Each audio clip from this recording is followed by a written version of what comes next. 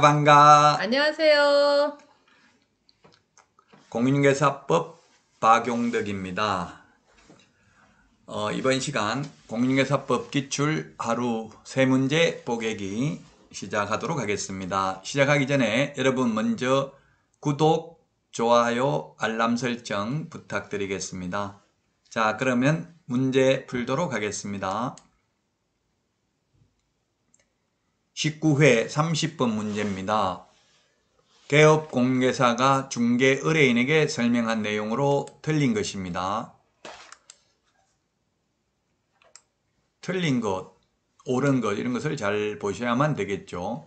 자, 그 다음에 그러면 1번 문제 보겠습니다. 갑을병 사이에 순차적으로 매매계약이 체결되었는데 등기는 최초 양도인 갑으로부터 최종 양수인 병 앞으로 경료하기로 하는 3자 간의 합의가 있는 경우 병은 직접 갑에 대하여 이전 등기를 청구할 수 있습니다. 중간 생략 등기는 처벌은 받지만 유효하죠. 그래서 갑으로부터 직접 병은 이전 등기를 청구할 수 있습니다. 토지거래 허가구역 안에서 중간 생략 등기는 무효입니다. 1번은 옳은 내용이고요. 그 다음에 2번 부동산거래 신고 등에 관한 법률에서 선매라는 것은 먼저 사겠다는 이야기인데 먼저 사는 게 선매인데요. 선매자가 토지를 매수할 때의 가격은 감정평가 및 감정평가사에 관한 법률에 따라 감정평가 법인 등이 감정평가한 감정가격, 감정가격을 기준으로 한다는 점을 주의하셔야 되겠습니다. 선매가격은 감정가격입니다. 불허가 처분을 받아서 매수 청구할 때 매수가격은 공시지가죠. 감정가격이라는 것은 일종의 시세입니다. 감정평가사가 평가한 금액이라는 것은 쉽게 말하면 시세죠. 시세. 감정평가가격을 기준으로 하되 허가신청서에 적힌 가격이 감정가격보다 낮은 경우에는 허가신청서에 적힌 낮은 가격으로 할 수 있습니다. 항상 국가기관인 경우 낮은 가격이 있을 경우 낮은 가격으로 해야 됩니다. 왜냐하면 낮은 가격으로 하도록 하지 않는 경우에는 리베이트를 제공받을 가능성이 있죠. 자기 돈 아니니까 비싼 가격으로 사주고 리베이트를 제공할 여지가 있기 때문에 그렇습니다. 3번 당사자가 설정 행위로 금지하지 아니한 경우에는 전세권의 양도에 전세권 설정자의 동의를 요하지 않는다. 그렇습니다. 이 전세권이 임차권, 확정일자 받은 임차권보다 좋은 점은 딱 두 가지죠. 전전세권이 있고 임의경매 신청권이 있다는 점이 좋은 점입니다. 사실 경매에서 배당받는 데 있어서는 외려 확정일자 받은 임차인이 더 유리할 수도 있습니다. 왜냐하면 확정일자부 임차인은 토지 매각대금에 대해서도 우선 면제받지만 전세권의 경우에는 건물에 대해서 전세권 설정했다면 건물 매각대금에 대해서만 우선 면제권을 주장할 수 있습니다. 4번 분묘가 일시적으로나마 멸실되었다면 유골의 존재를 불문하고 분묘기지권은 소멸한다 했는데 이게 틀렸네요.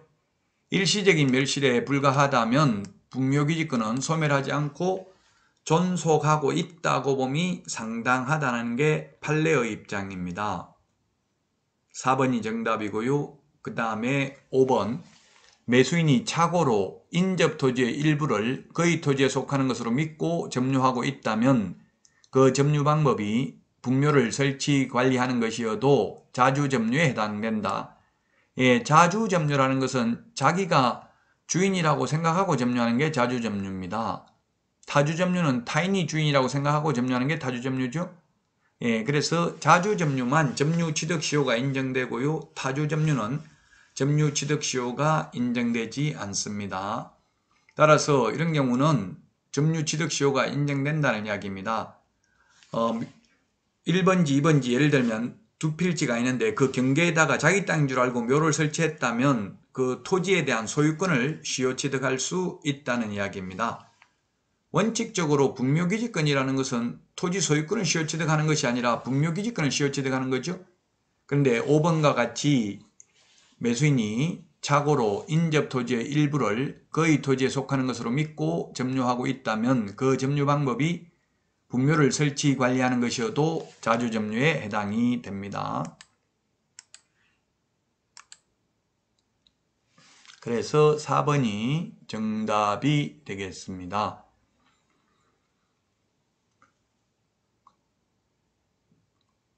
자, 다음 문제 그러면 살펴보도록 하겠습니다.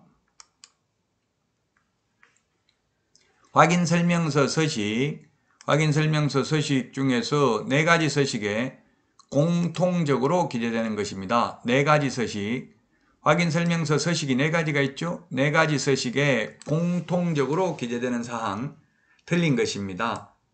4가지 서식이 보면 1의 서식이 주거용이고 2가 비주거용, 3이 토지, 4가 임목, 공장재단, 광업재단이 되겠습니다. 4가지 서식에 공통적으로 기재되는 것을 우리는 어떻게 암기했습니까? 대권, 금세, 실수, 대권 잡으면 금세 실수한다 이렇게 암기를 했죠. 대상 물건의 표시, 그 다음에 권리관계, 그 다음에 거래 예정금액, 취득 관련 조세의 종류 및 세율, 그 다음에 실제 권리관계, 중개보수 산출 내역 이렇게 6가지는 모든 서식 공통적 기재사항입니다. 따라서 5번이 정답이죠. 5번. 내진설계 적용 여부 이것은 1의 서식하고 2의 서식만 해당되죠. 내진설계 적용 여부는 토지는 건물이 없으니까 내진설계 적용 여부 기재하지 않겠죠. 따라서 5번이 정답입니다. 대권, 금세, 실수 이렇게 암기하도록 하겠습니다. 5번이 정답이다. 자, 대권, 금세, 실수 기억을 해야 되겠습니다. 공통적 기재사항은 대권, 금세, 실수, 대상 물건의 표시, 권리관계, 거래 예정금액, 취득 관련 조세의 종류 및 세율, 그 다음에 실제 권리관계, 중개, 보수, 산출 내역 이 6가지는 모든 서식 공통적 기재사항이 되겠습니다.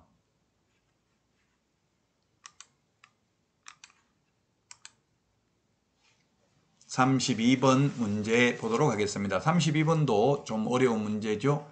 질문대 갑은 갑과 을은 2021년 10월 30일 서울특별시 소재 갑소유 X 상가 건물에 대하여 보증금 5억원, 월차임 500만원. 자, 이게 뭡니까? 그러면은 환산보증금이 서울에서 9억을 초과하는 거죠.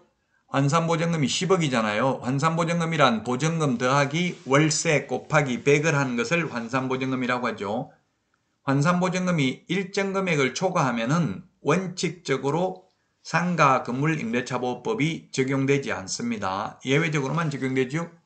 임대차 계약을 체결한 후 을은 X 건물을 인도받고 사업자 등록을 신청하였다. 이 사안에 대해서 개업공유회사가 상가 건물 임대차보호법의 적용과 관련하여 설명한 내용으로 틀린 것을 모두 고른 것입니다. 일시사용을 위한 임대차인 경우는 상가 건물 임대차보호법을 적용하지 않죠. 자, 옳은 게 아니고 틀린 것입니다. 틀린 것. 기억, 갑과 을이 이 계약 기간을 정하지 아니한 경우 그 기간을 1년으로 본다라고 했는데 최단기 존속기간 1년 적용되지 않습니다. 환산보증금이 9억을 초과하면 적용되는 게 임시 표준 대개 권해 이것만 적용이 됩니다. 그래서 최단기 존속기간은 적용되지 않습니다. 환산보증금이 9억을 초과하는 경우 서울에서 임시 표준 대개 권해가 뭐냐면 임시가 임시특례입니다. 2020년 9월 29일부터 6개월간 연체한 차임은 임대차 계약을 해지할 수 있는 연체 차임 3개의 차임액을 연체한 것으로 보지 않는다. 이 규정은 모든 상가 임대차에 적용되고요. 그 다음에 상가금을 임대차 표준계약서 사용 권장할 수 있는 것, 그 다음에 표준권리금계약서 사용 권장할 수 있는 것, 대항력, 계약갱신요구권, 권리금 회수기회 보장, 3개의 차임액을 연체했을 때 해지할 수 있는 거 이런 것만 적용이 됩니다. 따라서 기역은 적용이 안 되고요. 니은은 임대인의 지위를 승계한 것으로 본다. 이게 소위 뭡니까? 대항력이죠? 예, 대항력은 적용이 됩니다. 기역은 1년으로 본다. 틀렸고요. 니은은 적용이 되고요. 리얼에 연체 차임이 2기가 아니라 3기의 차임액에 달하도록 연체한 경우에는 계약을 해지할 수 있습니다. 2기라고 해서 X입니다. 2기, 3기, 우리 이거 기억해야 되는데요. 2기가 4개가 있고 3기가 3개가 있죠. 우리 암기 프린터는 30번에 있네요. 30번. 암기 프린터 30번에 보시면 2기가 4개가 있습니다. 2기의 차임액을 연체하면 민법 임대차 계약을 해지할 수 있고, 그 다음에 주택임대차 계약 해지할 수 있고요. 그 다음에 주택임대차 법정갱신을 적용하지 않고요. 그 다음에 주택임대차 계약갱신요구권 거절 사유에 해당이 됩니다. 3개의 차임액을 연체하면 상가 계약갱신요구권을 행사할 수 없고요. 그 다음에 상가 임대차 계약 해지 사유에 해당되고요. 그 다음에 상가 권리금 회수 기회를 인정해주지 아니할 수 있습니다. 따라서 디귿은 2기가 아니라 3개의 차임액을 연체해야 상가를 해지할 수 있습니다. 주택은 2기죠. 그 다음에 리얼에 우선 면제 받을 권리가 있다 했는데 환산보증금이 9억을 초과하면 최우선 면제, 우선 면제 받을 수 없습니다. 환산보증금이 9억을 초과하면 임차권 등기 명령에 의한 등기도 할 수 없습니다. 그리고 환산보증금이 9억 초과하면은 1년에 5%밖에 못 올린다. 이것도 적용 안 하죠? 그러면 시세만큼 올릴 수 있습니다. 따라서 지금 틀린 것이니까요. 틀린 것.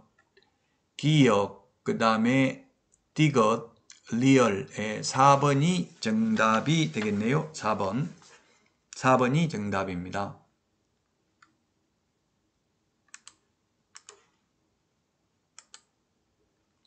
네, 4번이 정답이 되겠는데요. 특히 밑에 있는 거 이것을 주의를 하셔야 되겠는데 환산보증금이 일정 금액을 초과하더라도 적용되는 게 임시 표준대개 권해 암기해야 되겠죠. 2020년 9월 29일부터 6개월간 연체한 차임은 3기의 차임액을 연체하는 것으로 보는데 포함시키지 않는다는 것. 그 다음에 표준계약서가 2개가 있죠. 상가금융임대차 표준계약서, 그 다음에 표준권리금 계약서 사용 권장할 수 있고요. 대항력, 계약갱신요구권, 권리금 회수기회 보장, 3개의 차임액을 연체했을 때 해지하는 것, 이런 것들은 환산보증금이 9억을 초과하더라도 적용이 됩니다. 근데 환산보증금이 9억을 초과하면 적용 안 되는 게 뭐가 있느냐면 법정갱신, 묵시적 갱신 적용이 안 되고요. 그 다음에 최우선면제, 우선면제 적용 안 되고요. 최단기존속기간 1년도 적용이 안 되고 민법 임대차가 적용됩니다. 임차권 등기 명령에 의한 등기도 할 수 없습니다. 그 다음에 월차임 전환율, 월차임 전환율도 적용받지 않습니다. 월차임 전환율. 그 다음에 5%밖에 못 올린다. 정액 청구도 적용이 안 되죠.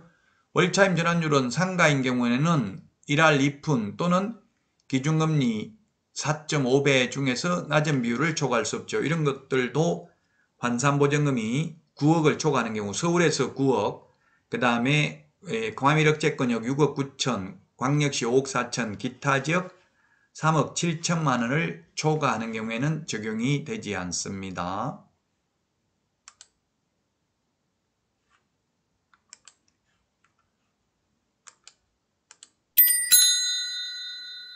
여러분 도움되셨습니까? 도움되셨다면 꼭 구독, 좋아요, 알람 설정 해주시면 감사하겠습니다. 여러분 오늘도 행복한 하루 되십시오. 안녕히 계십시오. 다음 시간에 찾아뵙겠습니다. 여러분 안녕.